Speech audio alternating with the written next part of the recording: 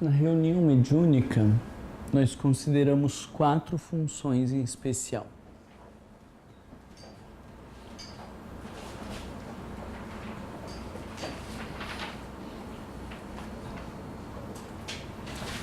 Quatro funções. O dirigente da reunião, as pessoas que fazem as comunicações dos espíritos, que nós chamamos de médiuns ostensivos, ou falando, ou escrevendo, então médium psicofônico ou médium psicógrafo. Daí nós temos os dialogadores, que são as pessoas que vão conversar com estes médiuns que estão dando a comunicação. E nós temos os assistentes ou também passistas. Tem grupos que têm pessoas só na assistência, que quer dizer não dá a comunicação, não dialoga com os espíritos, mas está ali em vibrações positivas, oferecendo assistência espiritual, ou alguns diziam médiuns de sustentação. E há aqueles que chamamos de médiuns passistas, que no final de cada comunicação que a pessoa dá, vai lá e dá um passe, ou dá o passe em situações específicas quando o médium não está conseguindo desempenhar bem a sua tarefa ou tem algum problema. Mas na generalidade, 4 funções. O dirigente, os assistentes da reunião, os médiuns ostensivos e os dialogadores. Cada uma dessas funções tem critérios para que seja avaliado o desempenho. Eu termino uma reunião mediúnica e vou dizer, eu gostei muito da reunião, eu achei que ela foi muito boa. Mas baseado no que eu gostei, que eu achei que foi muito boa? Eu preciso avaliar critérios para isso. Não é como uma corrida que eu chego ao final e eu avalio se eu cheguei cansado ou se eu cheguei bem para saber se eu tive um bom ou um mau desempenho.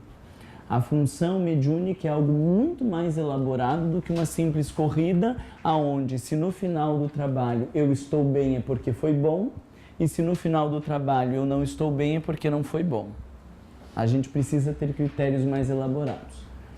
Os nossos trabalhadores lá da Casa Espírita que eu faço parte, eles têm um caderninho de avaliação pessoal, que cada um faz a sua avaliação, e tem os critérios lá, tá lá, concentração, fluidez, regularidade, diversidade de espíritos, equilíbrio, tem outros critérios ali para baixo. Então eles já têm cada um no seu caderninho os itens, para que daí vá se avaliando e dizendo, em relação à concentração, fui bem ou não fui bem, como estava, em relação à fluidez, em relação à regularidade, e daí cada um pode avaliar para que no final daquilo tudo eu possa dizer, hoje o meu desempenho foi muito bom. Porque nós não avaliamos os espíritos na reunião mediúnica. Vem um espírito que deu uma comunicação, ele não está sob critério de avaliação. O que nós avaliamos é o meu desempenho em relação àquele espírito. Se eu conseguir ser um bom intermediário deste espírito, se eu conseguir conversar adequadamente com esse espírito, se eu como dirigente conseguir organizar esse trabalho, não estamos ali para avaliar os casos. É como um médico que na sua avaliação vai verificar qual foi o desempenho das suas funções e não o paciente. Era um problema muito grave. Ok. Independente de problema grave ou simples, como foi o seu acolhimento ao paciente, qual foi o diagnóstico que você fez e qual foi a terapêutica que você propôs. Não avalia-se o paciente, avalia-se o médico.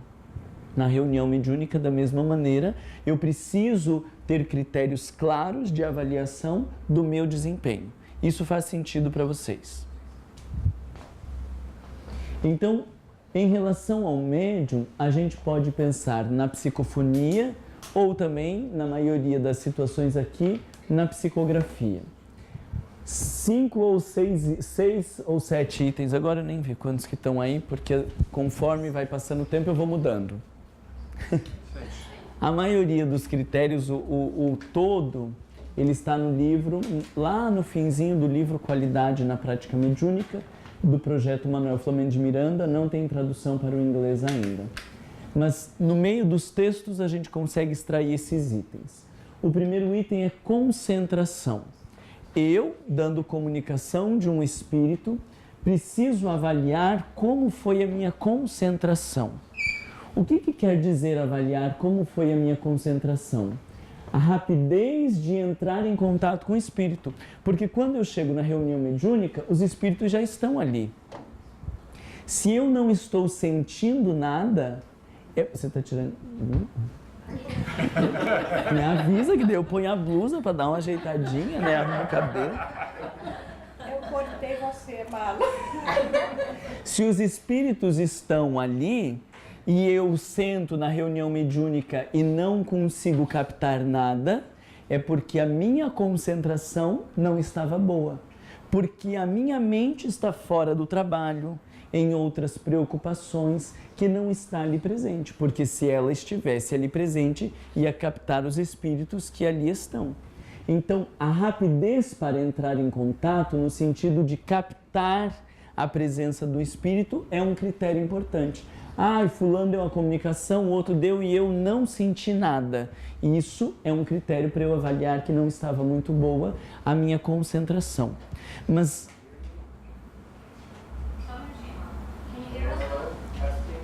eu acho que ela tá...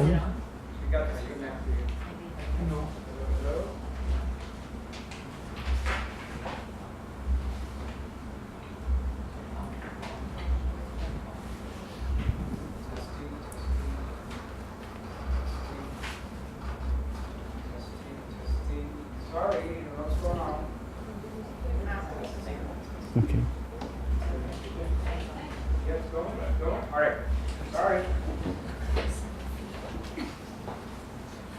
Você não estava falando nada, tá? Ok. Captar é um elemento, comunicar é outro elemento.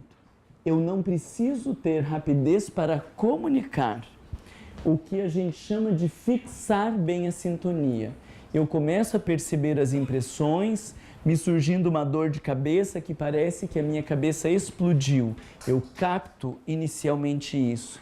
E eu preciso dar um tempo para que o meu perispírito vá se impregnando das energias do perispírito, do espírito que vai se comunicar. Então é como se eu precisasse ouvir bem ou me sintonizar bem com ele para daí falar. Então, não é que eu estou no trabalho mediúnico e ver quem que começa a falar mais rápido, porque daí tem alguma coisa errada.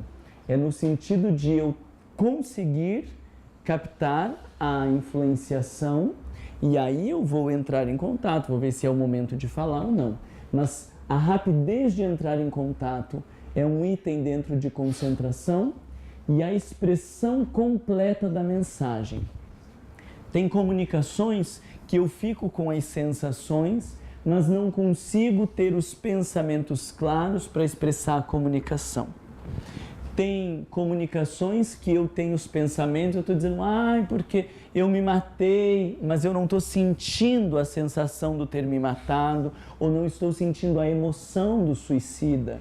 Então, não quer dizer que não seja uma comunicação de um suicida, mas quer dizer que eu não estou conseguindo me concentrar e expressar, ou sentir e expressar, né? As sensações, as emoções e os pensamentos.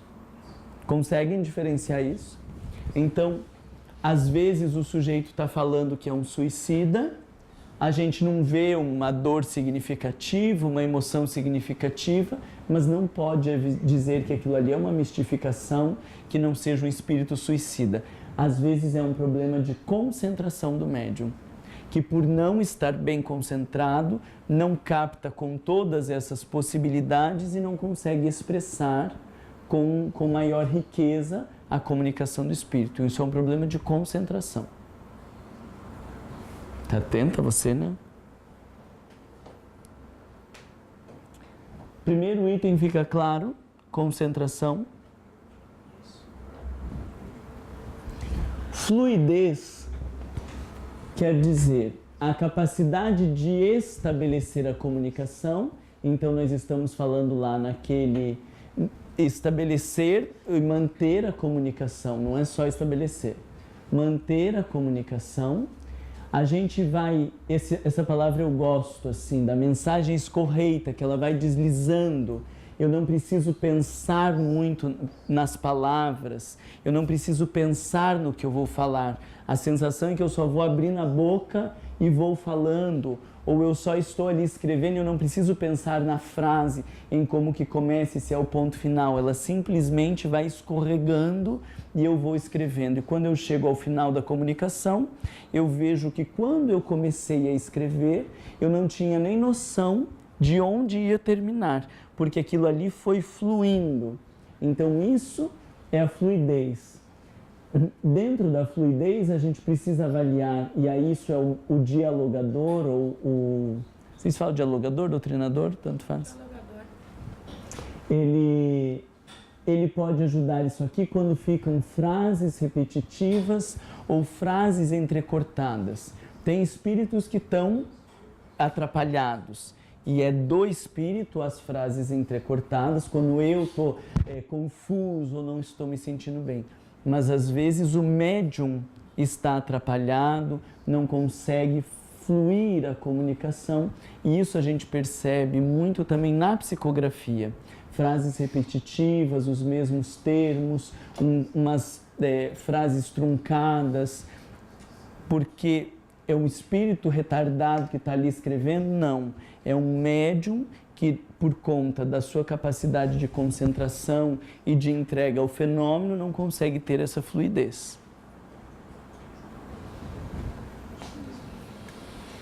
Capacidade de apreender a problemática do espírito. Não quer dizer esperar a história pronta na sua cabeça, porque eu sinto um aperto no coração e não adianta eu ficar ali pensando, mas o que é isso? Será que é meu? Será que não é meu? Ai meu Deus, o que é esse negócio no meu peito? E aí fico me questionando ou perguntando, não é disso que a gente está falando. A capacidade de aprender a problemática é porque muitas vezes eu sinto o aperto no coração e vai clareando na minha mente qual é aquele problema. Se é um infarto, se é um tiro, se é uma angústia, eu não preciso fazer o esforço de me perguntar o que é aquilo. Simplesmente eu percebo, eu apreendo, eu consigo pegar a lógica. Isso tanto para a psicofonia quanto para a psicografia, né? Eu não sei aonde que vai chegar, mas eu consigo captar aquela sensação ou captar o intuito daquela mensagem antes de que ela se materialize na minha frente. Tudo isso está dentro da fluidez. Então eu posso ter uma boa concentração, porque eu rapidamente consegui entrar em contato e fiz essa expressão completa da sensação, da emoção e do pensamento, mas a coisa não ficou fluida, porque ficou interrompido alguns pensamentos. Estava intensa as sensações, as emoções, as palavras que me vinham à cabeça, mas na hora de eu falar, eu não encontrava a melhor palavra para falar, às vezes repetia ou ficava voltando na mesma frase. A concentração estava boa, mas a fluidez não estava boa. São dois itens diferentes. Fica claro? Regularidade no exercício tem a ver com silêncios demorados que se caracterizam pela perda de sintonia. Isso a gente pode pensar tanto no grupo quanto no individual. No grupo, não se espera que tenha momentos sem comunicação, porque nós já temos muito pouco tempo. Existem muitos espíritos precisando de atendimento. Quando nós temos aquele tempo sem comunicação, isso sinaliza alguma coisa para o grupo. Ou quando eu estou ali, teria a possibilidade de dar a comunicação e não dei a comunicação. Às vezes eu vou dizer, eu senti aproximação, mas quando eu ia falar, alguém já estava dando a comunicação. Tá, mas e depois que a pessoa terminou de falar? Daí já foi. E daí ficou aquele buraco, assim. Então isso fala dessa regularidade no exercício. porque eu não estou conseguindo manter esta regularidade ou este regular no trabalho, porque faço alguns picos, ou o próprio trabalho tem alguns picos. Isso também a gente pode relacionar com a quantidade de comunicações. Isso a gente precisa levar em consideração a quantidade de comunicações, tanto no simultâneas, aqui vocês fazem simultâneas, não fazem simultâneas aqui. Então, não importa esse aqui, e do individual também não vai. Então, tem médiuns que num dia, se deixar, vão dar 3 comunicações ou 4 comunicações, e na outra semana, dá uma comunicação e não sente aproximação do outro, porque não tinham espíritos ali. Não, obviamente que não, mas porque esta regularidade no exercício está prejudicada. Pode ter uma boa concentração, mas a regularidade está prejudicada por outros motivos. Às vezes, a gente pode ter um desequilíbrio durante a semana, pode ter um atrapalho em relação aos sentimentos do grupo, não estar se sentindo confortável no grupo, pode ter alguma rixa com alguma pessoa, um problema que não foi resolvido. Isso interrompe essa minha regularidade, embora eu possa ter uma boa concentração. São coisas diferentes. Eu estou tentando ir comparando para ir ajudando vocês a pensar que quando termina a prática mediúnica, eu tenho muitos critérios para avaliar, para dizer se o trabalho foi bom ou não foi bom. Estão acompanhando? Diversidade de espíritos comunicantes é outro critério de avaliação, porque o mesmo médium precisa aprender a comunicar diferentes tipos de espíritos.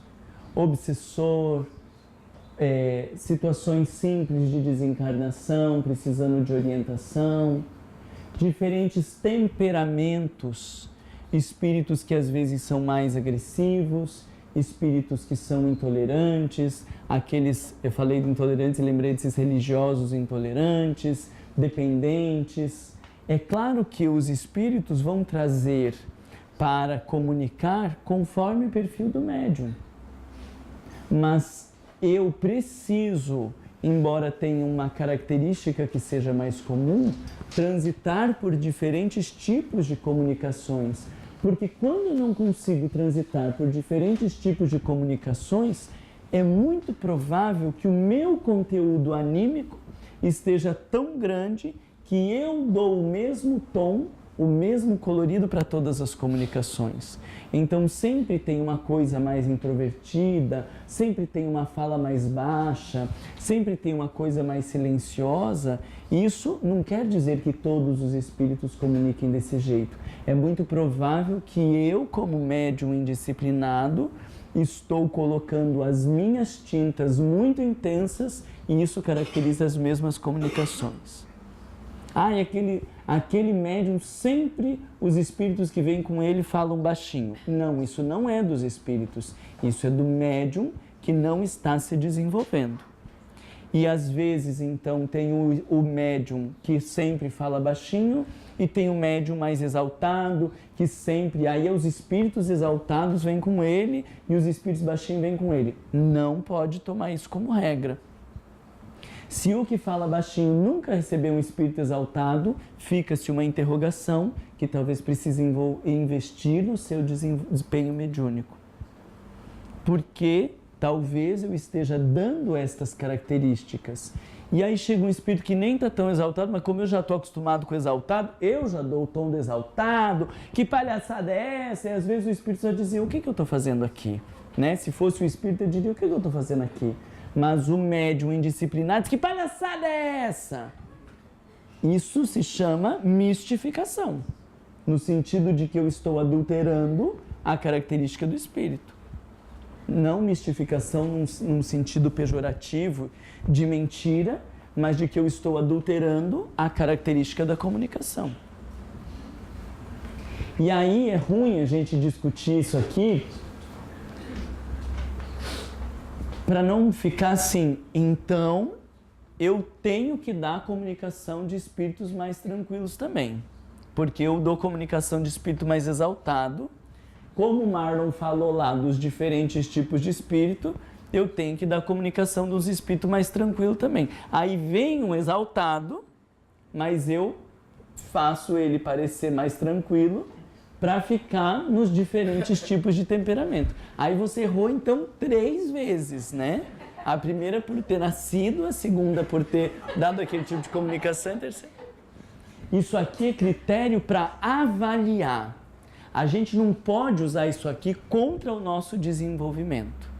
Então, quando eu percebo este mesmo tipo de temperamento predominante, eu, enquanto médium, não vou me esforçar para dar comunicação de outro tipo de espírito. Eu vou me esforçar no sentido da meditação, eu vou me esforçar no sentido da disciplina moral, eu vou investir na minha relação com o grupo, eu vou falar disso que eu identifico para que algo vá se transformando dentro de mim e reflita nos diferentes tipos de temperamento. Mas não pode ser uma escolha do médium. Senão, a gente está adulterando 2 vezes. Nesse caso, principalmente nos médiums mais iniciantes, pode existir, vamos supor, uma certa característica devido à facilidade de sintonia com uma característica de espírito versus outro? Sempre vai ter uma característica, mesmo para aqueles que já estão há mais tempo. Porque se existe um espírito exaltado para dar comunicação, você é introvertida e ele é extrovertido, nós trazemos para quem? Que vai conseguir expressar melhor essa problemática? Trazemos para ele. Por uma lógica. Mas, de repente, quando ele não consegue dar comunicação de outros tipos de espíritos, isso é um critério de avaliação. Então, vai ter um predominante sempre, mas não pode ser um único, porque a gente precisa, de tempos em tempos, entrar em contato com outras características de espíritos. E o dia que o João não está no trabalho, então ninguém consegue comunicar a espíritos exaltados. Então, a gente vai ter uma característica predominante, mas a gente de tempos em tempos acaba, um médium disciplinado e bem desenvolvido, de tempos em tempos acaba lidando com diferentes perfis de espíritos. Nesse caso também, por exemplo, às vezes a gente nota que tem médiuns que quando vem o espírito só chora, não consegue falar, ou só grunhe, não consegue falar isso com uma certa frequência. Aí também é um caso de tá trabalhando também, né? Da fluidez. Sensação, emoção e pensamento, porque o sujeito às vezes ele capta as sensações, mas não consegue traduzir em palavras aquilo ali. Então isso é uma questão do médium de aprender a se disciplinar. Né? E aí quando eu entendo isso, eu combino com o médium, eu como dialogador, combino com o médium de que eu vou insistir um pouco mais, né? Para que o médium não fique ansioso também na comunicação de dizer, olha, nós estamos percebendo que em algumas comunicações você tem essa dificuldade de colocar em pensamentos. Então nós vamos te estimular nesse sentido e aí eu vou perguntar, mas o que você está pensando? E você não vai falar e eu vou perguntar de volta, para que você vá fazendo o exercício de colocar em palavras. Porque senão daí a gente já diz, aquele ali só está grunhindo e chorando, já vamos para o passe, ou já falamos alguma coisa e não exigimos que o médium faça esse exercício. Então eu sei que o médium tem dificuldade, eu vou dizer, coloque em uma palavra o que você está sentindo. E aí ele não consegue fazer uma frase inteira, mas ele coloca numa palavra, angústia. Ponto. Aí então nós estamos começando a estimular o médium no seu desenvolvimento. O que a gente não pode é nem acomodar o médium, a gente já sabe que ele tem dificuldade de falar, aí nós falamos como dialogador o que nos vem na intuição, damos um passo dispersivo e fica por aí, e nem exigir que ele tenha o mesmo desempenho que o outro tem. Então a gente vai dar uma puxadinha. Entende?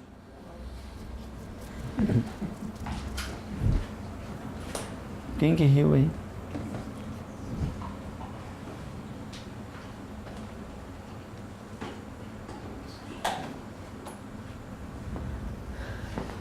Tipos de espíritos e temperamento já falamos. Equilíbrio tem a ver com ordem, porque quando estamos duas pessoas sentindo aproximação, um vai falar e o outro vai falar. Por que os dois foram falar ao mesmo tempo? Porque o plano espiritual é desorganizado e deixou cada um fala primeiro quem quiser? Não, né? Tinha uma ordem de que ela fala primeiro e depois o outro fala. Mas quando nós não estamos bem equilibrados nesse sentido, os dois falam.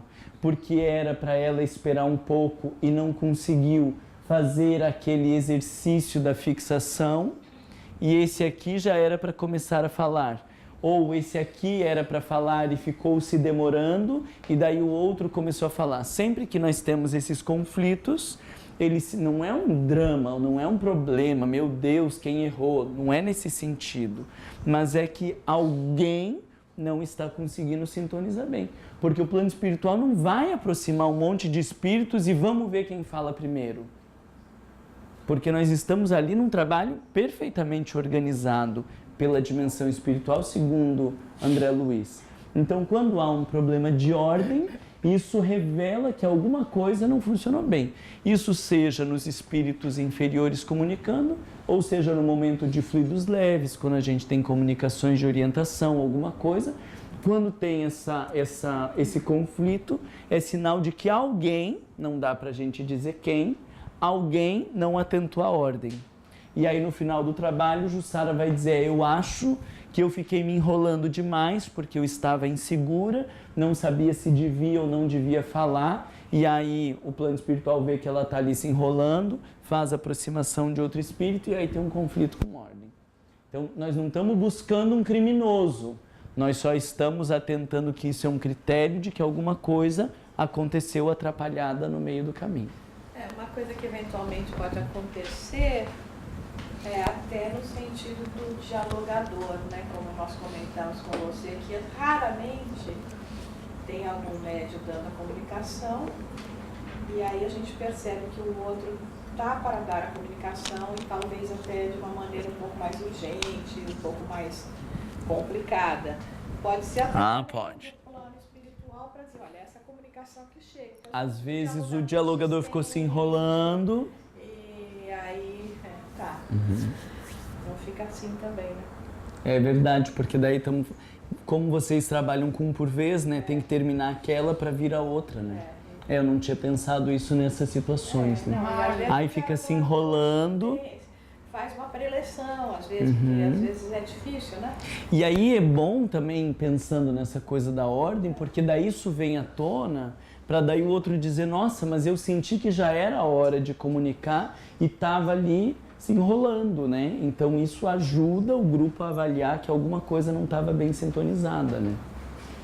Alguns espíritos que vêm no final do trabalho, não sei se vocês já viram isso, espíritos que vêm no final do trabalho e aí querem se estender um pouco mais, mas e não sei o que, né? O símbolo lá no nosso trabalho é assim, ó, corta, né? Tipo, para de enrolação, então se você quer mesmo conversar, você vem semana que vem. Não, mas só mais uma questão, você vem a semana que vem, porque nós temos horário e aí vê que é um espírito que estava ali só para enrolar e a gente às vezes fica com medo de ser muito rígido e acaba estendendo o trabalho, e na hora que os espíritos veem que a gente está se enrolando ali tudo atrapalhado, vão embora. Seu ciclo né? é melhor que o nosso, deixar nós lá.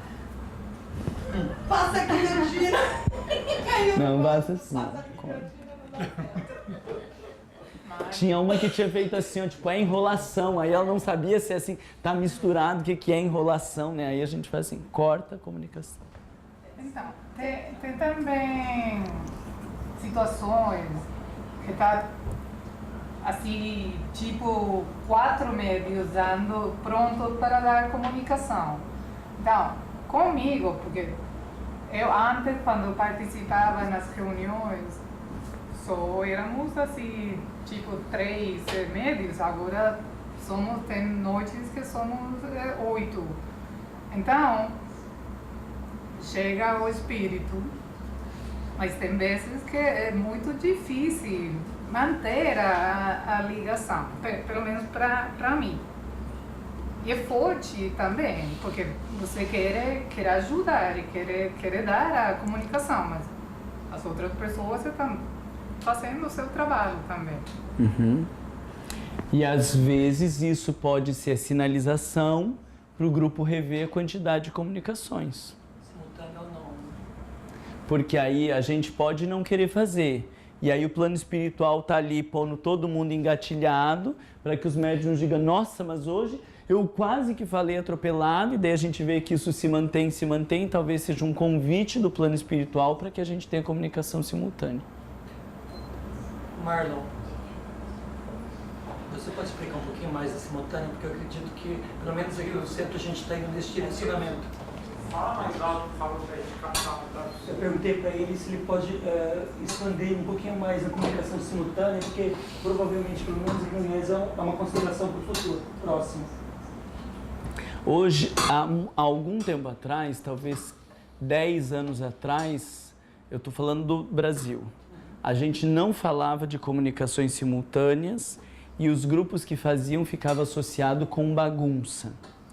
De um tempo para cá, já há algum tempo, o Divaldo começou a falar de duas comunicações ao mesmo tempo num grupo, onde a gente se organiza na mesa de tal forma. Claro que a gente vai ter o cuidado de, se estamos aqui numa mesa, não dar comunicação um do lado do outro, para que não fique tão próximo. Então, num lado da mesa da comunicação, lá no outro lado, outro da comunicação. Mas na mesma mesa, já separado em dois hemisférios, vamos dizer assim, dois dando comunicação. E o projeto Manuel Filomeno de Miranda, no livro Reuniões Mediúnicas, na última edição, eu não comparei com as outras agora para ver de quando, eles falam agora até de 3 comunicações no mesmo grupo, com o seguinte critério: 3 comunicações quando são casos simples, a pessoa desencarnou e não tem consciência de que desencarnou, está precisando de alguma orientação, uma coisa simples. 2 comunicações quando nós estamos falando de um processo obsessivo e uma comunicação só quando é um processo obsessivo grave, que aí precisa que todo mundo pare e esteja voltado para aquela problemática. Então isso não sou eu falando.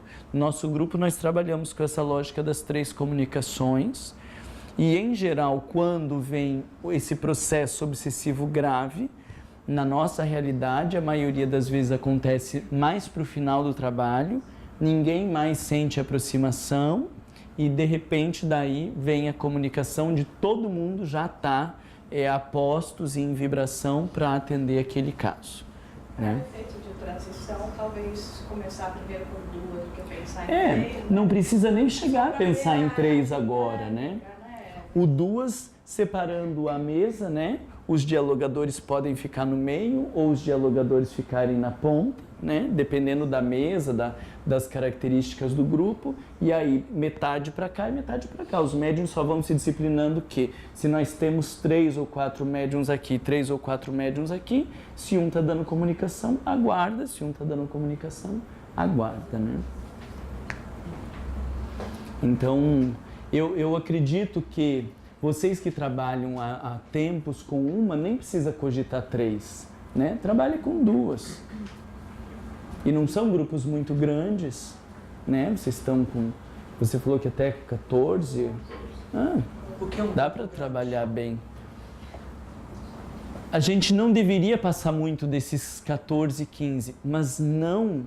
A questão não é que tem algum tipo de proibição. Eu já vi grupos no Recife que trabalham assim com um médium e uma escrivaninha e um dialogador aqui, um monte de gente assim, tipo orientação de massa, sabe?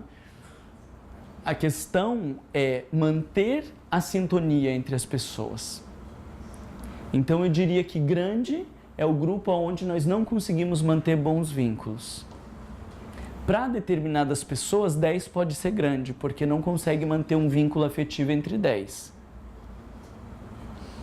Agora, para algumas outras pessoas, a gente lá na nossa casa, a gente trabalha com tratamento de depressão, então uma vez por mês todo mundo participa do grupo mediúnico e nas outras 3 semanas a gente atende as pessoas e só algumas pessoas ficam no grupo mediúnico. Então, quando é só algumas pessoas, eles estão lá em 8 e quando participa todo mundo, Não, eles estavam 9 e quando participa todo mundo nós ficamos em 16 ou 18, não lembro, mas é bastante gente do que a gente estava acostumado. Mas um grupo que tem muita afinidade, bons vínculos, todos se conhecem, temos uma relação de intimidade, a gente se encontra todo mês. Então, não é grande, no sentido de que a gente consegue manter a unidade. Quanto tempo trabalhando junto? Alguns ali, nós estamos trabalhando juntos há 14 anos. Os últimos chegaram faz uns 3 anos, mas a gente investe muito em relação do grupo. Eu estava até contando para a Jussara, a gente, por exemplo, uma vez por mês a gente faz confraternização. Mas não é confraternização de bater papo e ficar jogando conversa fora e falando de noticiário. As nossas confraternizações, elas são longas, porque a gente faz das 7, às vezes até meia-noite. Teve uma que a gente saiu de lá 1h da manhã. E já tem tudo organizadinho assim, 7h30 a gente começa o portal que a gente chama. Então uma pessoa, a gente faz o sorteio, dá o nome quem quiser, sorteia a pessoa. Sorteou o Marlon senta ali no grupo e ele primeiro faz uma apresentação de quem ele é, né? Ah, eu sou o Marlon, tal, do que eu acho importante das pessoas saberem da minha vida. E nós ficamos ali 1h em torno daquela pessoa, perguntando sobre um monte de coisas que a nossa rotina não permite. Como que entrou na doutrina, os desafios que vive da vida, quais que foram as maiores dores ou as maiores alegrias. Conforme a pessoa, a gente vai perguntando as coisas, perguntamos como que o grupo ajuda ou atrapalha aquela pessoa, se alguma vez ela já se sentiu constrangida. E aí a pessoa abre o coração. O último que nós tivemos foi lindo, assim, o encontro, que a pessoa falou tantas coisas que a gente não imaginava e foi uma postura de tão grande acolhimento, fantástico. Então, a gente investe muito em relacionamento, né? Faz 3 meses a gente fez uma vivência que nós pegamos uma folha, cada um se colocava ali no centro e ia colocando cada pessoa como um círculo à volta. Então eu tenho que colocar quem que eu acho que está mais perto, quem que está mais longe, e aí cada um fazia o seu esquema distribuindo o grupo. E aí colocamos todos numa mesa grande, e aí a gente ia passando e pensando, nossa, eu achei que eu estava perto do fulano e ele me pôs lá longe. E teve gente que esqueceu de outras pessoas, e aí dizia, nossa, 5 pessoas me esqueceram, e aí a gente foi conversar, por que que esqueceu, qual é a relação daquela pessoa com o grupo. Teve uma que eu brinco muito com ela, ela disse, gente, foi ótima essa experiência, porque eu achava que eu era o gás da Coca-Cola, e que eu ia estar no centro de todos, e eu descobri que eu não sou tão importante para todo mundo quanto eu estava achando. E aí ela começou a investir mais nas relações com algumas pessoas, porque ela dizia, tem pessoas que são importantes para mim e eu estou lá longe, ou seja, eu não consegui deixar claro para essas pessoas o quanto elas são importantes para mim. Então eu vou investir mais nessas relações. E aí uma das pessoas do grupo disse, mas você está falando de quem? Que você acha que é importante para você e que você não está próximo. Aí ela disse, você é uma delas. Ela disse, e eu sinto falta de você também. Então vamos marcar um café amanhã. E no outro dia elas já estavam tomando um café à tarde e a partir disso começaram um diálogo bem legal. Então isso é um investimento na relação do grupo. Quanto mais o grupo conseguir manter uma relação de intimidade, mais dá para crescer. Quanto menos conseguir, às vezes 10 são 10 estranhos ali no grupo. Não dá. Como que a gente vai discutir animismo, mistificação? Como que vai fazer avaliação e dizer, olha, a fluidez não estava boa e você não se sentiu ofendido se nós não tivermos um vínculo profundo? Não tem como. Aí a avaliação se torna agressiva, se torna meio de desencontro, de desrespeito. Imagina que fulano está cogitando que eu estou mistificando, para a cara dele que eu estou mistificando. Só que ele vai falar isso lá fora, porque no grupo não vai falar isso. Eu, com todas as pessoas do grupo que eu coordeno, eu tenho certeza que eu posso falar de fascinação. Teve uma que eu precisei conversar. Disse, olha, disso que eu tô vendo, disso que eu tô vendo, disso que eu tô vendo, você está na linha da fascinação. Ai, Marlon, você acha? Eu falei, eu acho. Fica atenta, porque de repente você está aí se achando demais e não vai dar certo isso. Aí eu falei, medita. Na outra semana ela veio e disse, Marlon, eu comecei a ver os meus pensamentos e eu acho mesmo que eu estava entrando na fascinação. Porque eu vou confessar aqui para o grupo que eu estava me sentindo melhor do que os outros médiums. Porque o meu caso era o mais complexo, as minhas comunicações eram as mais intensas e eu não estava percebendo que isso estava me envaidecendo. Precisa ter uma afetividade muito grande para um coordenador fazer essa abordagem, o participante não se sentir desrespeitado e ainda conseguir assumir que estava se achando melhor no grupo. Se não tiver um bom vínculo emocional, não consegue fazer esse tipo de abordagem. E quando você encontra membros do grupo que você está percebendo um distanciamento, como coordenador, quem são as pessoas qualificadas naquele grupo mediúnico para ter essa conversa? É uma coisa coletiva ou individual? Quando eu percebo, por exemplo, que você está se distanciando um pouco, mas você não está querendo se abrir para a gente ver o que está acontecendo.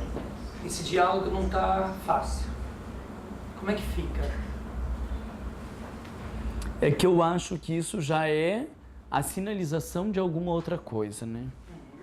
Alguém que não quer se abrir no grupo está sinalizando alguma outra coisa, ou porque já se sentiu rejeitado no grupo, ou porque está com medo de ser avaliado, porque é do instinto do ser humano essa questão gregária, né? A gente fala do instinto gregário, do querer fazer parte.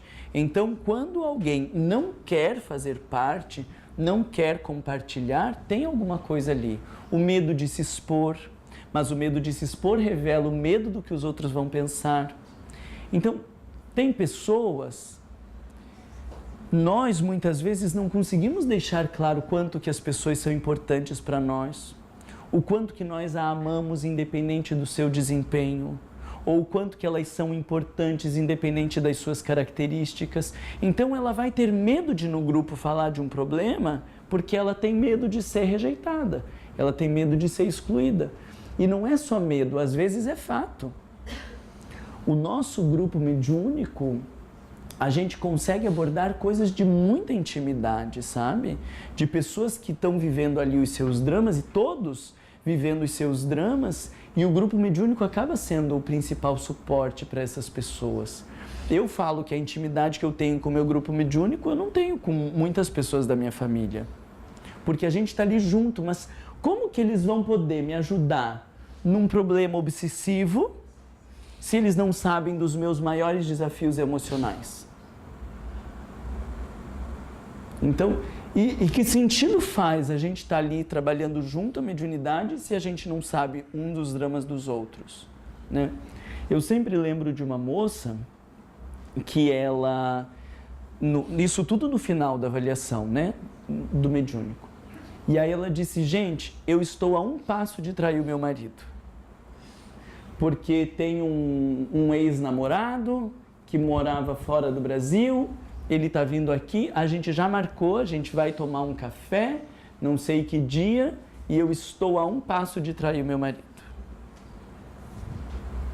Se um grupo, dentro de um centro espírita, não servir para ajudar uma pessoa numa problemática dessa, quem que vai fazer? E aí nós fomos conversar com ela sobre isso, o que a gente podia fazer, e no fim criamos uma estratégia que foi ótima, que era de mandar mensagem para ela, fulana, como que tá? Tá indo bem, tô bem, não, tô concentrada aqui, tô conseguindo. E aí olha que interessante que uma das pessoas do nosso grupo, que é super sensível, ela resolveu ligar numa hora. Porque a gente tinha combinado só mandar mensagem para não ser invasivo, né? E ela resolveu ligar. E quando ela ligou, ela disse, fulana, que bom que você ligou.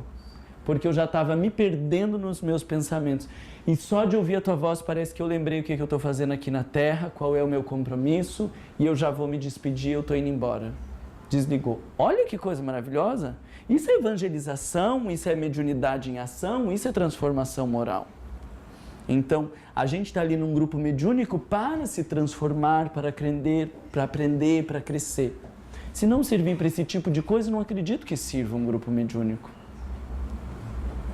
Então, é um investimento, né? Esse grupo, nesse momento que essa moça falou dessa situação, veja, esse grupo, nós ficamos 2 anos de estudo e quando ela trouxe isso, eu acho que a gente tinha mais uns 5 anos de prática. Então, a gente estava num grupo de 7 anos. Nos 2 anos de estudo e nos outros 5 anos, a gente se reunindo todo mês alguém apresentando da sua vida, todo mês fazendo alguma atividade de desenvolvimento interpessoal, todo mês a gente falando da gente e criando uma afetividade. Por exemplo, um dos encontros a gente se reuniu para falar quais são as 3 coisas mais importantes da sua vida. E aí nós nos reunimos. E aí a gente depois pedia pizza, confraternização, porque a gente lá, tudo comida, né? Pizza, lasanha, essas coisas. Mas aí atividade, a gente já chegando, já marca a pizza para daqui 1 hora e fazer atividade. Então, para conversar sobre as coisas mais importantes, qual o maior desafio da sua vida que tem para superar? Nossa, esse encontro foi fantástico. Porque a gente não sabia dos dramas. Tinha uma pessoa no nosso grupo que pensava em suicídio. E a gente não sabia que ela pensava em suicídio. E fomos saber nesse tipo de situação. Fizemos exercícios de pontos positivos e pontos negativos que você vê de cada um. Esse a gente levou uma tarde inteira. Porque daí nós tínhamos o grupo e aí eu tinha que pegar você e escrever o que eu vejo de positivo e o que eu vejo de negativo a teu respeito. Dela. Então, cada um escreveu de todas as pessoas. E depois você pegava aquela folha com todo mundo dando o seu parecer do que acham que você tem de positivo e de negativo. Fantástico! Para conseguir chegar depois, com 7 anos, e alguém conseguir falar sem medo que estava a ponto de trair o marido. Porque aí, dependendo do grupo que fala isso, vai dizer, nossa, mas não é espírita? Como que você está pensando em trair seu marido? Uma raiva dessa gente.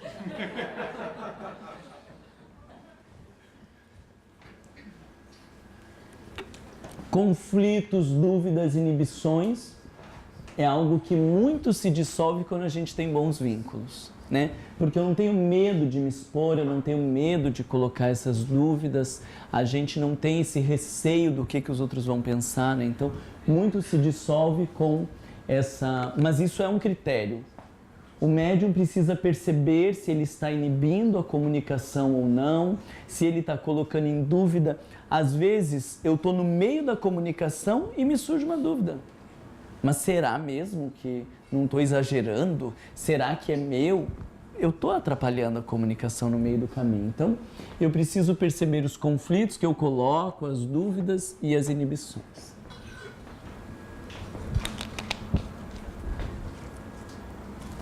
A gente vai até meia-noite, eu não sei se tinham falado para vocês. Então a gente vai fazer um outro intervalo ainda e depois a gente continua daí. Aqui são os critérios do médium, tanto na psicofonia quanto na psicografia. Vocês têm alguma questão para acrescentar ou alguma dúvida, algum questionamento? Senão nós vamos para o dialogador daí.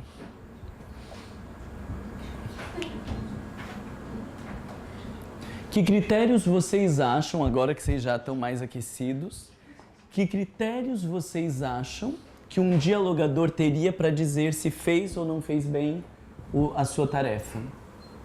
Concentração também. Concentração também, a Jussara diz. O que mais vocês pensam? Como que vai saber se ajudou? Você está nervoso, se acalmou. De mudar o padrão vibratório, pode ser. Se trouxe o evangelho para a fala. Se trouxe o evangelho para a fala, ou se ficou falando o que acha. Meu irmão, você tem que se acalmar, né? Você tem que se acalmar. Não precisava vir numa reunião mediúnica para ouvir. Você tem que se acalmar, você tem que ter fé e você tem que se desapegar, né? Não precisava disso, né? Compreender a função de ouvir mais do que falar, eventualmente. Conseguir ouvir mais do que falar. I think be compassionate and non-judgmental. Ter compaixão e não julgar. Compaixão, não julgamento. Vocês estão espertos. Bom, olha lá. Ser um bom observador. Em que sentido observador? Na comunicação mesmo, na linguagem corporal, tonalidade da voz, os fatores que vão propiciar a gente reconhecer um pouco o que está vindo daquele espírito. Porque o dialogador não está vendo nada, né? Do ponto de vista espiritual. Tudo vai ser baseado na comunicação. O dialogador, em geral, tem um perfil de maior racionalidade, mas que deveria ser com amorosidade. Precisaria de um tanto mais de condição moral, porque não dá para falar daquilo que a gente não acredita, não no sentido daquilo que a gente não vive, porque dá e precisa falar do que não vive, porque se vivesse tudo o que fala, não estava na Terra. A condição moral é de falar daquilo que acredita, porque quando eu passo pelas dores da minha vida, eu preciso acreditar que elas têm um sentido de ser, para que quando aquele espírito vivendo aquela sensação de abandono, a minha palavra lhe toque de dizer, mas também tem um sentido de ser. Se eu não acredito nisso, eu não tenho condição moral para tocá-lo nesse sentido. Ou se eu não acredito que o Evangelho de Jesus deve ser a referência para a minha vida, eu não vou conseguir tocá-lo e fazê-lo crer que o Evangelho de Jesus deve ser referência para a sua vida. Eu não vivo o Evangelho de Jesus. Eu ia dizer por inteiro, né? Parece que então, por um pouco menos, 80% vivo. Não vivo. Nenhum de nós vive. Mas nós acreditamos que esse é o caminho. Sem esta crença, sem essa certeza, não há como. E conhecimento doutrinário. Por doutrinário, adentra a questão aqui da doutrina espírita, enquanto conceitos. Doutrinário pode adentrar o compreender a problemática do sujeito, pode entrar a questão evangélica. Quando eu digo problemática do sujeito, nós estamos falando no sentido de morre alguém, você morreu, aí você está do outro lado e você não tem consciência que você morreu. O que houve? Você apagou aquela parte ali do ter morrido? Sumiu aquela parte ali do ter morrido que você não lembra? Como que a gente explica que algum espírito vive a experiência da morte do corpo físico e não tem consciência de que morreu? Como que vocês explicam isso? Fica vagando por aí, volta para casa e não tem consciência que morreu. Como que se explica? Se ele viveu a morte. Vocês não entenderam a pergunta ou vocês não sabem a resposta? Tem a ver com o processo de confusão da perturbação que passa, assim, se você é a perda de consciência. Mas tem um motivo para a perda de consciência. Mecanismo de defesa. Quando você passa de evento traumático. Isso é muito comum na infância, Exato. você passa por um evento traumático. E não lembra das coisas. Então, eu começo a entender que ele viveu a experiência de morte, mas existe algo que faz com que ele não lembre disso. Então, eu vou trabalhar com o que faz que ele não lembre para que ele consiga lembrar. Eu não preciso nem dizer, você morreu. Ô, meu irmão, morreu. Acabou? Qual que é a dificuldade de entender? Acabou, né? Eu não preciso nem dizer você morreu e eu também não vou fingir que não morreu. E aí o sujeito está lá morrendo afogado, mas ele já morreu e a gente joga a boia para salvar o espírito que está morrendo afogado. Mas ele já morreu. O que você está fazendo com boia lá? Boia para salvar quem está morrendo afogado. Ele já morreu e não conseguiu ter consciência que morreu. Será que a boia é o melhor que você tem para oferecer para ele? Está no escuro, vejo uma luz vindo. Que luz? Ele está no escuro, a gente está num ambiente iluminado, mas a sua condição espiritual faz com que ele esteja nessa escuridão. O que faz com que ele esteja na escuridão? O que faz com que ele esteja preso ao afogamento? O que faz com que ele não tenha consciência que morreu e ainda está lá no hospital, ou ainda está lá num campo de concentração, ou ainda está no asilo? Não é porque ele não viveu esta informação. Ele viveu, mas existe algo que impede de ter vivido. É aí que a gente intervém. E quando a gente intervém no que impede ele de ter vivido, ele naturalmente lembra. O que estava se afogando naturalmente se acalma, o que estava no fogo, o fogo começa a diluir, e o que estava no campo de concentração se vê num campo de tranquilidade. Porque a gente não está ali para salvar ninguém. A gente está ali para ajudar a ter consciência daquilo que está lá no sujeito. Então, o conhecimento doutrinário, ele é muito importante para a gente saber como manejar cada caso. A gente parou de usar doutrinador porque as pessoas queriam pegar o conhecimento doutrinário para dar machadada no espírito. Você tem que ter fé, chega ali dizendo, eu odeio fulano, meu irmão, você tem que perdoar. E aí quer usar da doutrina espírita como uma via de imposição.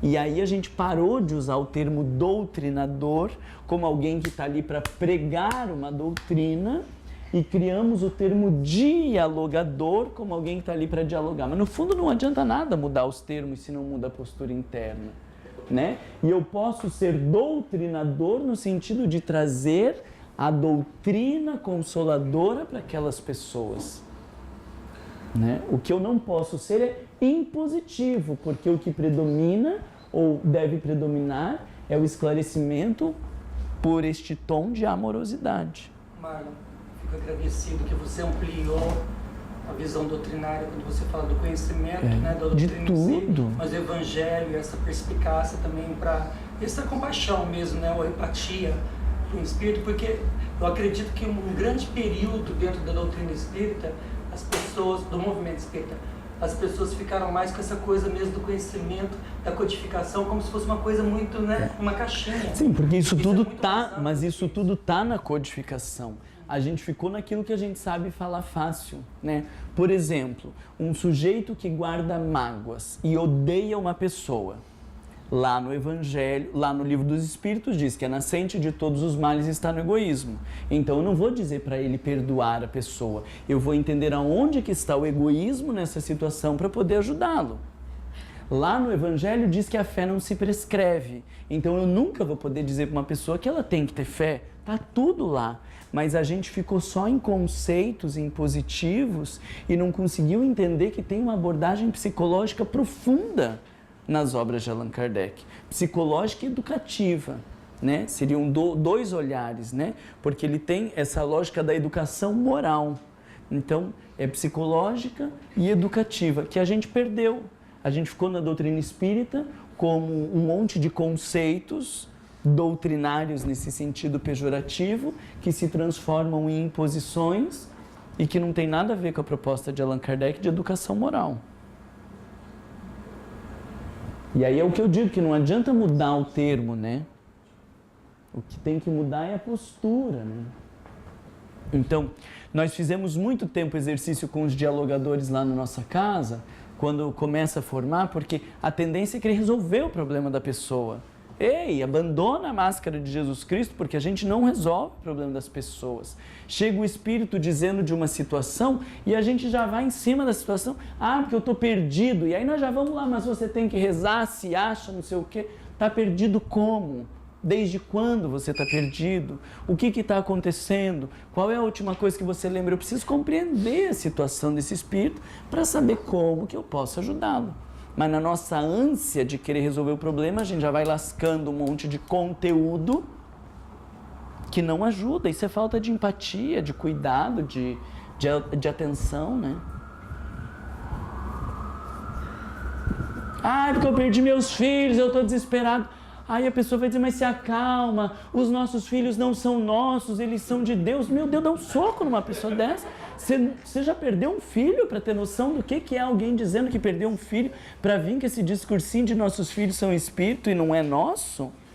O que aconteceu? Como que você está se sentindo? Vamos entender essa problemática para saber como ajudar essa pessoa a lidar com essa dor. Isso é a lógica da doutrina espírita usada com amorosidade, né? Os psicofônicos, em geral, nós temos as mulheres, né? E os dialogadores, na maioria dos grupos, são homens. Aqui também predomina isso? A maioria são mulheres. A racionalidade, né, dos homens, que daí a gente espera que essa racionalidade esteja associada com a amorosidade, com a intuição. E a maioria das mulheres estão na psicofonia. Psicografia também é a maioria de homens, né? Quem faz psicografia aqui? Mas você tem perfil de ânimos. Eu sei. Mas é interessante, né? Critérios, então, do dialogador. Capacidade de ouvir. Eu lá, como dialogador, tenho que olhar esses 5 critérios. Se eu conseguir ouvir, a rapidez da minha percepção, se eu fiz intervenções oportunas, se precisou de alguma terapia, não é que eu tenho que usar a terapia sempre, mas se precisou de alguma terapia e qual foi a minha postura corporal e psicológica. A capacidade de ouvir, ela está ligada à observação atenta, concentrada, sem medo ou sem ansiedade, e a capacidade de orientar depois de ouvir com atenção, porque em geral a gente já quer dar respostas, a gente já quer que as coisas se encaminhem sem ter ouvido direito. E isso é uma ansiedade do dialogador. Então eu preciso observar, eu preciso perguntar, eu preciso estar atento àquele problema, para que depois eu faça as orientações. Rapidez na percepção quer dizer o compreender a problemática antes que o espírito precise verbalizar. Isso é bem legal para a gente ir vendo o dialogador, porque quando a gente está bem equilibrado, a coisa está funcionando, que é uma maravilha, o espírito começa a falar e parece que você já consegue ir percebendo ou vendo a situação. E às vezes está ali com a dor no peito, e daí você diz, deve ter sido um tiro, e aí não tem nada de tiro, não tem nada de nada, e você vê que você estava indo para um lado e era uma situação completamente diferente. Então, isso eu preciso estar atento, porque eu vejo que a minha percepção estava mais aguçada nesse trabalho ou menos aguçada nesse trabalho. É critério de avaliação. E às vezes a gente diz, meu Deus, eu estava mais cego, mais perdido do que cego em tiroteio. E às vezes o médium ajuda a gente a falar, olha, você falava as coisas e parece que você estava falando antes do espírito, o que ele ia perguntar você já estava falando. E aí a gente vê que o dialogador estava muito entrosado naquilo ali. E às vezes a gente está falando um negócio que não tem nada a ver com o espírito, sai dali com uma mudança no padrão vibratório, mas não sai dali esclarecido. Então isso a gente vai percebendo também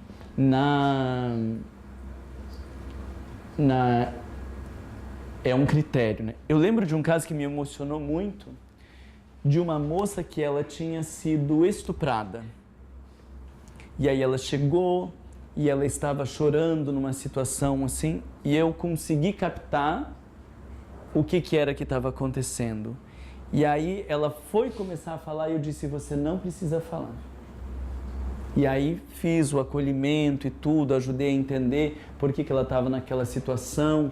Daí fui entrando na questão do sofrimento, né? De por que você ainda está nessa situação? Se o plano espiritual superior está aí, se ela já tinha consciência que tinha morrido, por que está nessa situação? Então, aí nós estamos entrando na problemática do sujeito, né? De o que estava ali naquela situação, e aí ela achava que era uma pessoa indigna, por isso que nunca tinha se voltado para Deus, e aí a gente vai fazer esse tipo de abordagem. Mas depois a médium descreveu que o espírito ficou tão emocionado de se sentir acolhido e de não precisar descrever, eu fui estuprada, foi uma situação horrorosa, e não ter que falar, ela disse, foi tão tocante, né? Mas é 1 em 500 mil, né?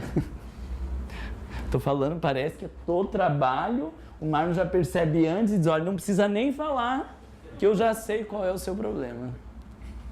Marlon, dá para você descrever para nós quando o espírito manifesta e ele não explica, ele não quer falar. Vamos supor, o espírito chega e fala, eu só vim aqui trazer esse recado e você tenta falar, tenta saber, não vou falar nada, só vim dar um recado. Como que você sugeria para... Depende de cada caso. Porque tem alguns que vêm para dar recado e botar medo no grupo, porque é um grupo inseguro e a gente não vai conseguir tirar leite de pedra, porque de fato não tem como abordar. Tem alguns que vêm nesse discurso, mas que estão no momento de ser acolhidos e a gente precisa fazer alguma intervenção bem pontual, dizendo, ok, você está dizendo que veio para dar recado, mas eu estou sentindo que você tem algo a mais para falar para a gente, e aí a gente consegue entrar, aí depende de cada caso, né? Mas isso é a situação de conseguir perceber, de ter essa percepção de cada caso, né? Porque tem espíritos que vêm ali numa postura de imposição, de arrogância, de opressão, né? De querer botar medo, de ameaça, e que você identifica que é uma alma frágil que está ali por trás de uma máscara, e você precisa fazer esse tipo de abordagem, dizer, olha, aqui você não nos engana, e nós sabemos que existe por trás dessa pessoa suntuosa uma alma frágil precisando de acolhimento. E aí eles ficam loucos, quer matar a gente. Eu disse, não adianta, porque a gente sabe, quer que eu vá te descrevendo o que está aí dentro, as feridas da sua alma e a necessidade que você tem de cuidado. E aí o sujeito se esfacela e se abre para atendimento. Mas isso é a capacidade do dialogador de perceber aquela problemática para além do que está sendo falado, né? Eu lembro de uma mulher que ela veio, não lembro se era prostituta, o que era, mas num perfil todo exuberante, assim, e se mostrando e tudo, mas na minha cabeça me vinha uma mulher nojenta, feia, assim, só que eu não estava vendo, e pelas características do espírito era uma mulher toda glamurosa, né? E eu falei, mas você já se olhou no espelho alguma vez? Eu não preciso de espelho, eu sei que eu sou linda, maravilhosa. Eu falei, acho que você tinha que olhar no espelho. E aí, não sei como aparece lá um espelho, e aí a descrição que depois a médium fez, porque nem a médium tinha percebido, né? A descrição que depois a médium fez foi de um choque tão grande que ela levou, porque ela disse que era como se estivesse podre, assim, as coisas, tudo feio. E foi uma coisa que eu consegui captar ali na hora, né? E que não tem como você saber anteriormente, ou não tem como se preparar, ou na reunião de vocês que chegar uma mulher glamurosa e vão dizer, o Marlon falou daquela lá, essa aqui eu vou ver se eu pego também. Vamos trazer um espelho para ela. Entende? Então, aí é que está o exercício do desenvolvimento pessoal, de aprendendo a dar espaço para a intuição, a meditação que precisa acontecer no dia a dia, para que isso reflita na prática do trabalho mediúnico. Agora, se eu não tenho o hábito da meditação, da interiorização, da disciplina moral, da busca do evangelho, fica difícil. Intervenção oportuna, o que falar, quando falar e como falar, né? Tem espíritos que você vai precisar dizer, mas você sabe já o que aconteceu, né? Porque ele sabe que morreu, a gente sabe que ele está só enrolando e tentando camuflar, mas que já sabe. E tem outros que não sabem de fato que morreram e a gente precisa fazer outro tipo de intervenção. Alguns a gente solta, tá, mas você sabe o que aconteceu? E aí ele diz, eu sei, mas eu estou com muita dificuldade de aceitar, porque eu era uma pessoa muito rica e eu não quero aceitar que eu de fato morri. E aí pronto, vai a comunicação. Então, esse conseguir falar a coisa certa, no momento certo, o conteúdo certo, a gente vai avaliar muitas vezes depois do trabalho, né? Com o médium psicofônico, é que daí a gente consegue avaliar o desempenho do dialogador. Uso de terapias complementares, como passe, oração, regressão, sonoterapia, sugestão hipnótica. Sugestão hipnótica eu não sei usar e não sei dizer o que eles querem falar com sugestão hipnótica. Sonoterapia é uma ótima, porque quando você não sabe o que fazer, você diz, meu irmão, você vai dormir, né? Sonoterapia fica aqui por último, que é assim, não sei mais o que fazer. Então, meu irmão, você vai dormir, que é assim, Jesus faz alguma coisa porque nós estamos perdidos aqui, né? Tem que saber muito bem usar sonoterapia e aguinha com remédio. Toma uma água para se acalmar. Que mané água, né? Não me venha com essa água aí para se acalmar. Saber usar da oração é importante, porque às vezes o sujeito está numa condição de culpa e ele está ali se fechado na culpa, porque ele não podia ter feito isso, porque foi um acidente de carro e ele se matou e matou o filho e ele não aceita isso. E aí a gente precisa dizer, mas você pediu ajuda a Deus? Mas eu não tenho coragem de pedir ajuda a Deus. E aí a gente vai junto com ele dizendo, mas converse com Deus. Você não vai pedir por Deus, para Deus por ele. Você vai estimulando ele. Mas tente, eu tenho certeza que Deus não vai te abandonar, porque ele ama todos os seus filhos. E aí a gente vai junto, estimulando, até que chega uma hora que ele faz a oração dizendo, Deus me ajuda, e pronto. Muda-se todo o painel mental e nós conseguimos comprovar que Deus não abandona ninguém, né? Então, às vezes, no meio do atendimento, a gente trabalha com a oração ou, às vezes, o passe para dar uma ajuda naquela situação. O passe tem um livretinho do Projeto Manuel Filomeno de Miranda que traz algumas situações específicas onde a gente deve fazer o passe. Porque o passe não tem que ser dado em todas as comunicações, com todos os espíritos, mas em especial quando a comunicação ela está sofrida para o médium, às vezes espíritos que estão numa condição disforme, num estado de muita angústia, a gente vê que aquilo está num estado de sofrimento e de aflição para o médium, a gente deve fazer o passe para dar uma amenizada ali no caso. Mas são poucas vezes que a gente tem que dar o passe. Talvez a sugestão hipnótica, um caso, não poderia ser talvez, por exemplo, uma licantropia. O espírito entra, né, justamente por sugestão hipnótica na perda da... Sim, da forma física. Humana, né? Estou falando pra... E talvez, se você está conversando com um espírito desse que está dizendo alguma coisa relacionada com isso, você, por uma mesma sugestão hipnótica, pode ajudar ele a retomar a forma humana. Pode ser. Eu não tenho coragem de usar isso no sentido de saber quando usar e como usar isso, né? A maioria dos casos que eu atendi dessas perdas de forma humana, eu nem sabia que estava lidando com isso, né? Mas daí a gente faz abordagem ou sente a inspiração para falar da presença de Jesus, de Deus, do amor, e depois o médium descreve que sentiu que as formas estavam mudando alguma coisa. Mas eu não sei assim como, quando usar e nem como fazer essa sugestão hipnótica também, né? Fala 5 vezes, 10 vezes, 15 vezes, você é capaz, você é capaz, você é capaz, não sei.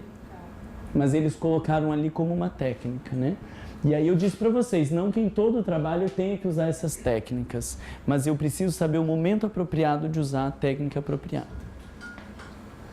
E por fim, a postura corporal e psicológica. A gente não tem que aproximar demais do espírito comunicante, isso pode gerar um mal-estar ou um constrangimento energético para o médium, mas também quando o dialogador está muito próximo, isso diminui o campo de ação do médium e aí isso pode afetar a concentração. Então, não só por conta da energia, mas se está muito perto, eu não posso virar a cabeça e a minha vontade é de virar a cabeça, eu fico com medo de bater na cara do médium. A gente tem uma moça lá do nosso grupo que ela vinha bem pertinho assim, mas meu irmão, presta atenção, digo, sai de perto, sai de perto. E aí, esses últimos trabalhos eu já tinha convencido, mostrei os textos para ela, tava a pessoa aqui e ela aqui. Eu já deixei de propósito, assim, na ponta, né? No canto, assim, para que ela tivesse que falar por aqui, né? Aí, quando ela virou a perna pro lado, eu olhando, eu tava de frente para ela, fiz assim, daí ela voltou com a perninha e ficou aqui falando assim. Porque isso, não só energeticamente, mas às vezes pode, como no passe, dependendo da pessoa que está te dando passe, se ela aproxima demais a mão, dependendo do tipo de energia de concentração, dá uma irritação. Não que seja energia ruim, mas porque está uma energia muito concentrada que pode gerar até uma coceira assim na cabeça da gente.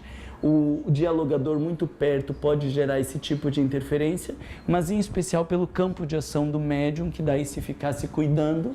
Se eu tenho que cuidar com o meu gesto, eu desconectei da comunicação e aí atrapalhou a concentração, né? Então a gente não pode aproximar demais, a postura de coerção, né? Às vezes está ali, mas você tem que perdoar, meu irmão, né? Não é por coerção que funciona, é por evangelização, ou postura de displicência. Eu tinha um amigo que ele estava dialogando e ficava em pé, assim, num outro grupo que eu participava, e às vezes ele pegava o lápis e ficava escrevendo, dizendo, meu irmão, temos que pensar, não sei o que, riscando assim no papelzinho, fazendo bolinha, quadradinho, não sei o que. pelo amor de Deus, né? Displicência, insegurança, cansaço, tudo isso eu preciso avaliar. Às vezes eu não percebo e pela postura eu percebo que eu estava displicente. Pela postura eu percebo que eu estava cansado, né? O próprio passe pode ser um problema dessa em relação à aproximação, né? Não entendi o que você quis dizer. Porque às vezes quando o passista vem dar o passe no espírito, no médium que está mediunizado, ele vai chegar próximo. Sim. E isso pode também constranger e atrapalhar. Pode sim. Vocês têm mais 5 minutos pra gente passar rapidinho só as outras funções ou vocês estão loucos pra ir embora? Não, 5 mais minutos. Se quiser ir embora, agora que eu tô virando, vocês podem ir.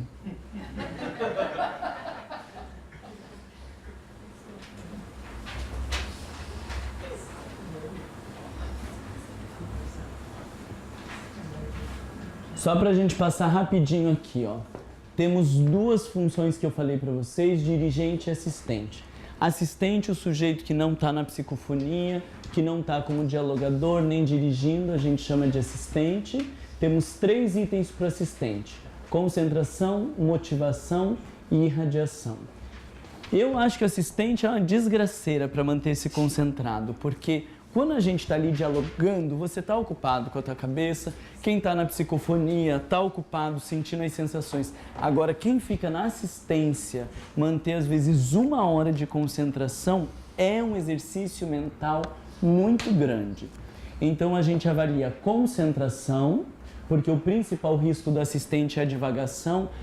E vem lá, o fulano é um velhinho que morreu no asilo, e eu digo, nossa, e a minha avó, né? Minha avó também morreu, será que ela já tomou consciência, não tomou consciência? E aí se perde na situação, e aí tá ali aquele velhinho precisando de atenção, ou traz uma problemática, esse aí deve ser meu, esse espírito, porque eu acho que tá fazendo bem a descrição de como estava lá em casa, e aí não concentra no atendimento, então essa divagação de sair como uma borboleta, por aí é muito difícil, precisa de um nível de concentração bem alto. A motivação é uma coisa interessante, porque a gente, quando está na função de assistente, tem que estar envolvido com o trabalho no sentido empático, mas sem se prender a problemáticas específicas. Porque quando eu me prendo à problemática do que a Jussara está falando e o João fala um negócio, mas acho que o João não devia ter falado isso não, eu não falaria. Aí eu estou interferindo na comunicação. Então, eu tenho que estar conectado à problemática com um certo distanciamento. Isso é super difícil, que é esse envolvimento não racional. É eu estar ali irradiando por aquele espírito, envolvendo em luz, envolvendo o João, o atendimento, e manter-me motivado naquilo ali e saber que aquelas minhas vibrações fazem diferença no trabalho. E motivação é difícil de manter porque o sujeito que menos se acha importante no trabalho mediúnico é o assistente. Já tem nome de assistente, coitado. Mas médico assistente é uma coisa boa, né? Então, é difícil o sujeito que é o assistente reconhecer que é importante no trabalho, porque a gente fica muito em função, né? Então, quem está dando a comunicação... Mas se a gente não tem uma boa... se não tem um bom trabalho dos assistentes, a gente não consegue atender casos mais complexos. Porque precisa daquela energia, da vibração.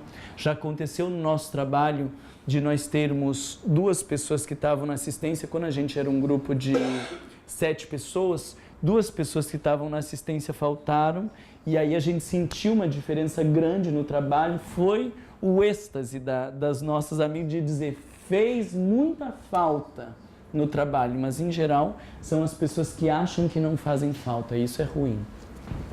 A gente costuma, no nosso grupo, sempre ressaltar a importância deles, delas, porque faz muita diferença. Eu né? acho que é um papel... A gente pôs todos os assistentes também como passistas no trabalho, para dar um upgrade, assim, então, tá na assistência, mas também no passe e conseguir ajudar, né? A gente chama de fazer oração final, Aham. também. Sim. Porque, não que não seja importante, mas parece que tendo uns carguinhos a mais, a pessoa se sente melhor, né? Valorizado.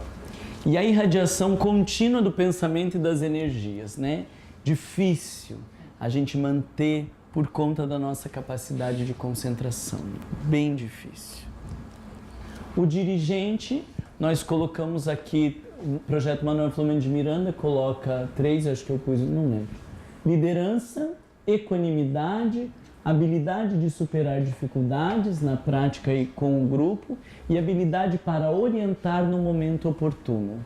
Isso é difícil na liderança, mas eu, como coordenador do grupo, dirigente do trabalho, preciso avaliar o meu perfil de liderança. Se eu consigo, de fato, ser uma referência para as pessoas, se quando elas têm dúvida, elas me procuram, se elas sentem segurança, se eu tenho um conhecimento suficiente para liderar essas pessoas. A equanimidade no sentido de tratar todas as pessoas como iguais. E aí é difícil, porque tem uns que a gente gosta mais, uns que a gente gosta menos. E os que a gente gosta menos, a gente não trata igual os que a gente gosta mais. E às vezes eles não sabem que a gente não gosta tanto deles, mas eles percebem. Porque a gente não consegue a equanimidade, né? Exala da alma, né? E depois que você viveu lá no grupo, que você ficou longe para aquela pessoa, é difícil de manter equanimidade. Lá quando eu fiz a dinâmica lá, teve 2 que elas me colocaram longe. Falei, não dá nada, né? Já não gostava muito, agora vamos ver, brincadeira. A habilidade de superar dificuldades na prática mediúnica e com o grupo, porque às vezes precisa fazer algum tipo de intervenção. Há muitos anos atrás, eu estava coordenando um grupo. O primeiro grupo que eu participei eu não coordenava, mas quando a coordenadora não estava, eu que ficava na coordenação. E aí, bem no dia que ela não veio, tinha uma médium louca, obsidiada, desvairada, que começou a dar a comunicação de um espírito e começou a falar coisas de cada pessoa que estava ali. E coisa chumbo grosso, assim. Aí chegou uma hora e tinha uma mãe e uma filha, e aí ela disse assim, eu não estava entendendo para onde a coisa estava caminhando. E aí ela disse, e você que fica fingindo que trata essa igual a outra, mas todo mundo sabe que você não gosta dela e gosta da outra. Falei, meu pai do céu, aonde nós chegamos? Falei, pode parar com essa palhaçada. E a dialogadora estava tentando, mas não estava indo. Aí precisei fazer uma intervenção, mandar o espírito calar a boca, não assim, né?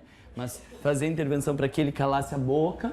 Então, às vezes, a gente precisa fazer um tipo de intervenção rápida naquela hora para que o estrago não seja maior, né? Ou às vezes o médium está se debatendo com o espírito, o dialogador não está dando conta, quem que vai? Vai o dirigente do trabalho, né? Essa é uma coisa importante que você falou, porque, obviamente, a intervenção vai ser uma coisa meio rara, porque até, né, se você não tiver esse aspecto de liderança, você vai ficar intimidado de eventualmente cortar um dialogador. Mas nós temos que lembrar também que na hora que está acontecendo um diálogo, o dialogador, às vezes, ele tá, obviamente, está tão envolvido na conversa, no diálogo com a entidade, que ele pode não ter essa percepção que o estrago está fazendo como...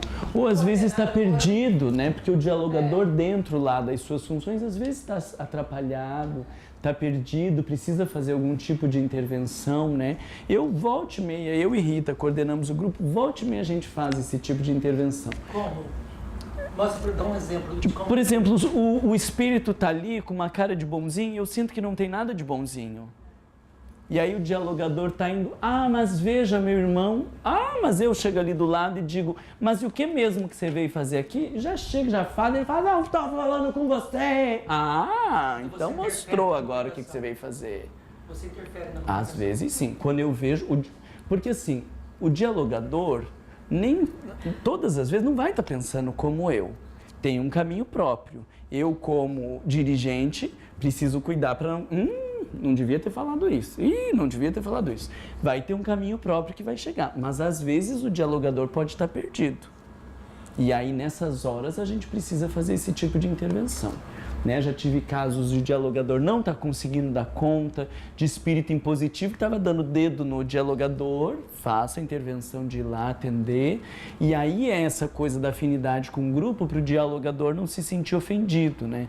A maioria das vezes que eu fiz a intervenção com algumas pessoas, depois dizer graças a Deus, Marlon, porque eu já não sabia mais para onde correr, eu não sabia o que fazer, e aí eu faço esse tipo de intervenção. Porque a gente não está ali para satisfazer o ego do dialogador, a gente está ali para atender aquele espírito, né? Eu lembro de uma vez que num atendimento, era até a Rita que estava atendendo, que nós coordenamos juntos, e ela estava atendendo e ela disse, e o espírito queria ir embora, e ela disse, bom, mas então se você quiser ir, você é livre para ir. Eu falei, pode parar, porque eu sentia que não era a hora de ir e que precisava fazer um outro tipo de abordagem. Então daí eu entro na hora ali mesmo e faço a abordagem que precisa fazer, porque a gente está ali para atender o espírito, né? E no caso, se o dialogador sentir que precisa de ajuda, pode fazer alguma sinalização? Sim, nesse primeiro grupo eu era o mais assim, já levantava, eu era muito novo, comecei a dialogar com 16 anos. Vi o espírito, falava grosso, eu já levantava o braço, pelo amor de Deus, Sérgio veio me ajudar. Sérgio era o nosso coordenador, porque a primeira vez que eu descobri que eu não dava conta, eu bati boca com o espírito, olha que coisa bonita. Bati boca com o espírito, terminei o atendimento morrendo de dor de cabeça, parecia que ia explodir, e aí eu vi a burrada que eu tinha feito. Aí fizemos o combinado que quando eu não estava dando conta, eu já levantava, às vezes eu já estava aqui, eu já estava vendo que não ia dar conta, já estava levantando o braço, tipo, já vem vindo que eu não estou dando conta, né? Às vezes nem chegava a constatar que eu não dava conta. E em especial quando a pessoa está aprendendo, isso precisa estar, a gente já fica até do lado assim, né, de estar aprendendo, e aí a gente está fazendo intervenção, e tem vezes que a gente não está bem atendendo, que a gente não conseguiu perceber a problemática do espírito, e aí nós estamos juntos, né, são pessoas que estão ali juntos, e tem vezes que eu entro e nem assumo todo o diálogo, eu só entro e faço uma questãozinha ali do sujeito que diz, mas ninguém me ama, não sei o quê, e aí o dialogador vem, mas você tem que ver que Deus te ama, e às vezes me vem a cena de uma mãe que cuidou, eu entro ali e digo, mas e a tua mãe? Você tem coragem de dizer que ela não te amou? E aí o dialogador continua ali e eu só faço um tipo de intervenção rápida, assim, às vezes, né? Teve uma vez que no diálogo, porque eu e Rita, a gente escreve assim, um pro outro, às vezes no papelzinho, né? E aí foi como uma coisa assim, tipo, pergunta se não foi tal coisa. Mas ela não entendeu que era para ela que eu estava escrevendo. E aí ela conversando com o espírito, ela disse, pergunta se não sei o que, falou para ela. Daí depois que ela falou, ai meu Deus, desculpa meu irmão, é que eu queria te perguntar se... Porque ela leu o que eu escrevi para ela, leu para o espírito, né? Então, faz essas presepadas de vez em quando, mas como é a tentativa de ajudar, sempre dá certo. E a habilidade para orientar no momento oportuno, isso porque no grupo muitas vezes a gente vai ter que fazer abordagens, né? Do sujeito que não estava concentrado, a fulana que deu uma piscada, dormiu e depois disse que ela desdobrou e que foi para um lugar muito lindo, né? E aí você precisa saber se é o dia de dizer desdobrou nada, minha irmã, você era dormindo, ou se eu vou fazer num momento oportuno. Eu preciso saber que algumas pessoas eu tenho que abordar no individual porque vão se sentir constrangidas de abordar no grupo, e outras pessoas eu tenho que abordar ali na hora, né? Então essa coisa de quando e como abordar o grupo e fazer as intervenções oportunas, ela depende desse dirigente que conheça e que tenha uma boa relação com todas as pessoas, né? Ele precisa saber quem se sente mais à vontade, quem que não se sente. Essa que eu falei pra vocês que ela fala bem pertinho, eu posso descer o cacete nela no meio da reunião e dizer, ai Marlon, que bom que você fala mesmo, tem que falar. Agora se eu falar metade do que eu falo pra ela pra outra pessoa, espana. E a gente tem um combinado de falar mesmo o que pensa e o que acha, né? Com relação ao diálogo, lá naquela parte que você fala, na outra página que você fala como falar, você vai poder sempre dialogar com o espírito calminho, tranquilo, ou você pode ser durão de vez em quando também? Depende da situação. Aí é que é o como dialogar, né? Porque tem espíritos que a gente precisa ser firme, né? Tem espíritos que a gente precisa fazer um enquadramento, ou deixar claro que a gente não tem medo, ou fazer algum tipo de imposição. E tem espíritos que às vezes você querer se impor ou dizer que não tem medo só estremece mais a relação, né? Então, essa habilidade de saber como falar em que situação é muito delicada, né? Eu lembro de uma moça que tinha vivido uma história de grande sofrimento e ela chegou muito revoltada, não tinham atendido na primeira semana, na segunda semana ela estava nesse discurso de que o mundo ferrou com ela, que não sei o quê, que tinha acontecido isso, isso e aquilo, e aí quando eu vi que na segunda reunião não estavam conseguindo atender, eu levantei e fui lá e fiz uma intervenção bem firme de dizer, escuta, mas você está aqui descrevendo que o mundo foi ruim, por quê? Porque você foi uma santa? Né? Não foi bem nesse jeito, mas foi bem por essa linha assim. Você foi uma santa, você não sabe o que eu passei. Eu falei, mas eu sei de Deus, que Deus é justo e bom.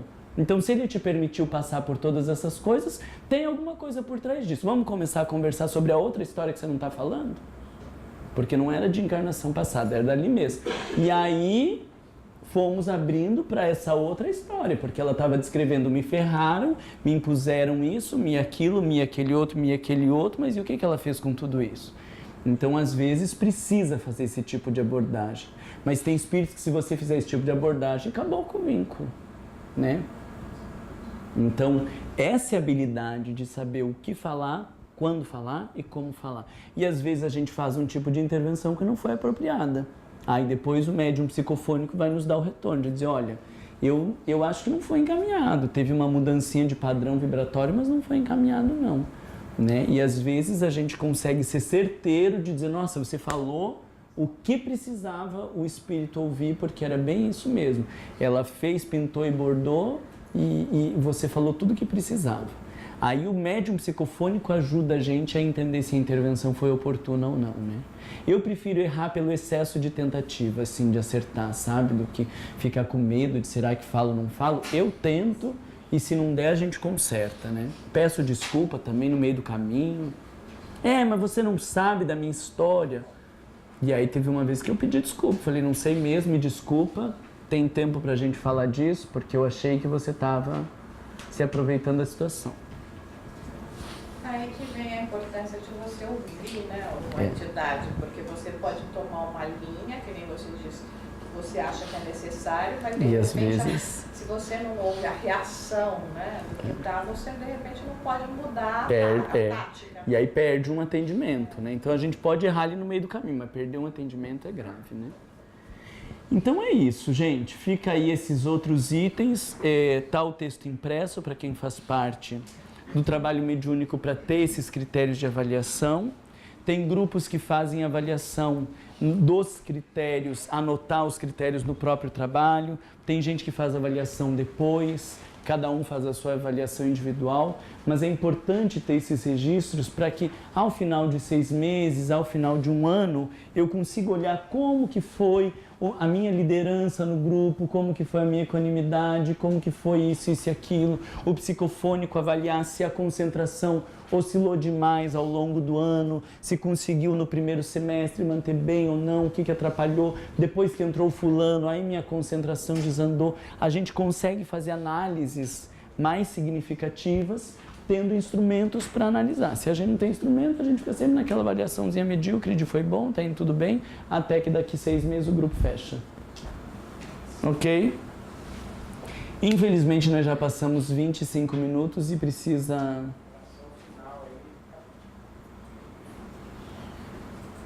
Grosseria, né?